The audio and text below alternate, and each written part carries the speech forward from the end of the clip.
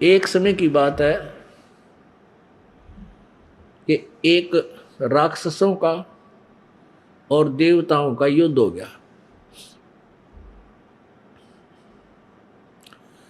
युद्ध हो गया और राक्षस भी वेदोनुसार साधना करते थे, देवता भी। देवताओं को राक्षसों ने हरा दिया। और देवता वहां से भाग के और कितना समुद्र के किनारे जान बचा के फिर वहां फिर बैटरी चार्ज करने लगे, भक्ति करने लगे। भक्ति करी, स्तुति करी, हे विष्णु भगवान, हे परमात्मा हमारी रक्षा करो, हमें राक्षसों ने सता दिया। तो कहते जब उन्हें घने दिन स्तुति करते हो गए, जब विष्णु भगवान प्रकट हुए तो उसने कहा, भाई बोलो क्या बात है, मैं तुम्हारी वैसे परिचित हूं, तुमने क्या दिक्कत है। तो उन देवताओं ने कहा, भगवान ऐसे ऐसे हम राक्षसों ने हमें हरा दिया। तो भगवान विष्णु रूप में वो काल था, वो ऐसे ही आता है। उसने कहा, भाई बात सुनो कि वो देव राक्षस भी वेदों अनुसार साधना करते हैं, जंतर मंत्र जो सिद्धि प्राप्त करते हैं वेदों के मंत्रों से ही कर रहे हैं, और तुम भी। लेकिन वो कैसे हारेंगे कि मैं एक अपना दूत भेजूंगा। एक माया मोह नाम का उसने एक व्यक्ति उत्पन्न कर दिया वसंत है, और इसको मैं भेजूंगा राक्षसों के पास। इसको मैंने शब्द शक्ति दे दी और ये उन राक्षसों को उस वेद ज्ञान से हटा देगा। अपने चतुरता के कारण उनकी वेदों वाली साधना छुड़वा के और मनमान्य आचरण पर फिट कर देगा, और फिर तुम लड़ाई करियो, तुम जीत जाओगे। ऐसा ही हुआ, ये विष्णु पुराण में लिखा है।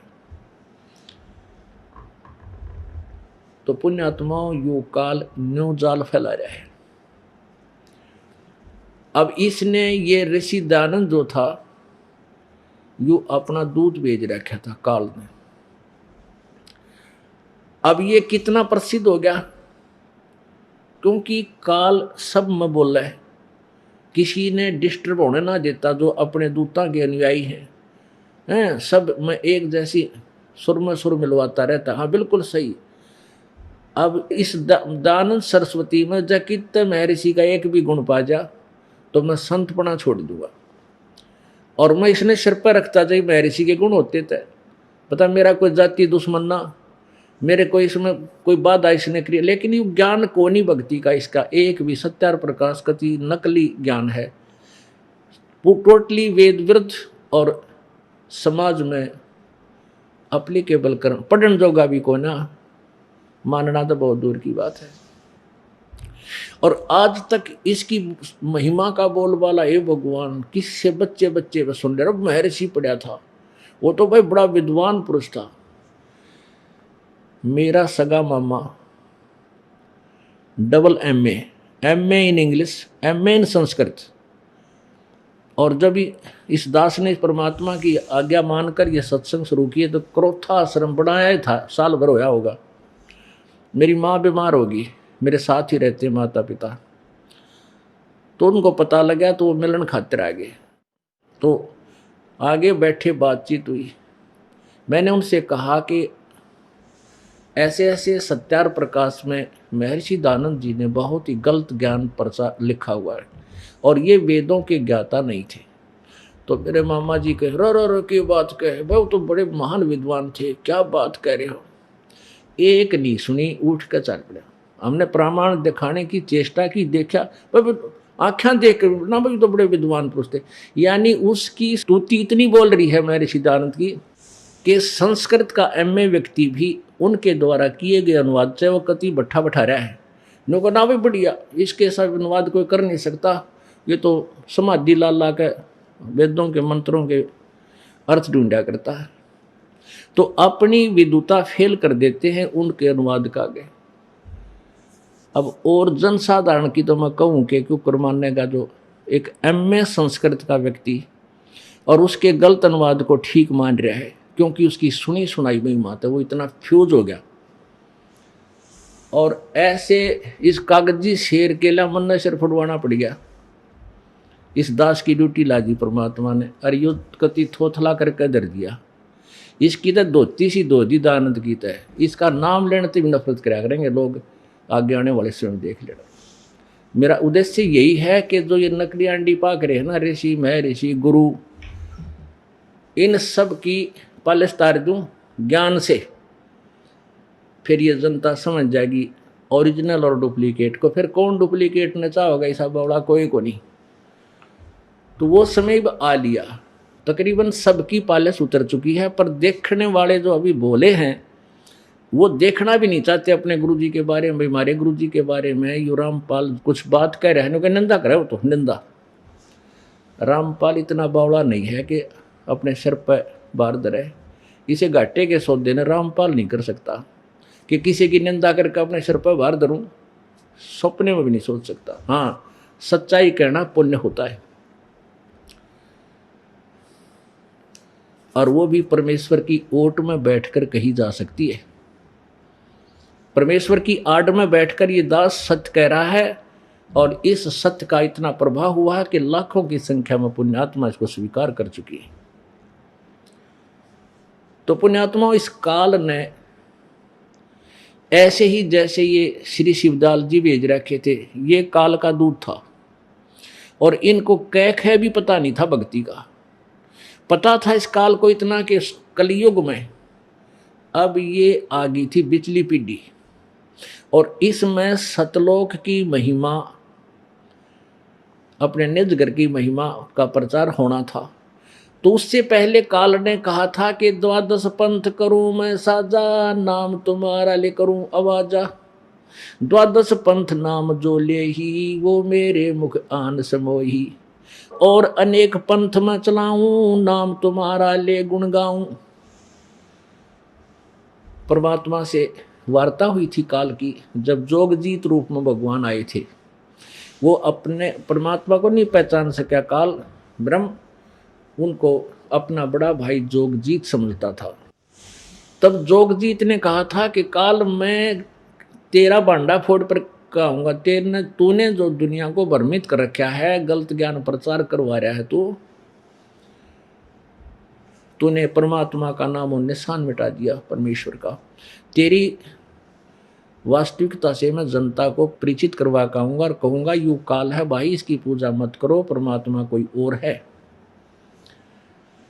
तब काल ने कहा था कि 3 युगों में जीव कम ले जाना, और चौथा युग जब कलयुग आवे, तब शरण जीव बहु जावे। ऐसा वचन हर मोह दीजे, तब संसार गवन तुम कीजे। तो जोगजीत रूप में परमात्मा ने इसको ये वरदान दे दिया था, आशीर्वाद दे दिया था कि भाई 3 युगों में जीव थोड़े ले जाऊंगा, और चौथा युग जब कलयुग आवे, तब शरण जीव बहु जाओ। इसको पता था कि चौथे युग कलयुग में, और ये बिचली पीढ़ी जब शिक्षा प्रारंभ होएगी संसार में, परमात्मा आवेंगे और अपने ज्ञान का प्रचार करेंगे। उससे पहले इसने नकली पंथ चला दिए, सतलोक की महिमा गाने वाले, जो राधा स्वामी पंथ है, यो सब तय 1 नंबर का काल प्रेरित है।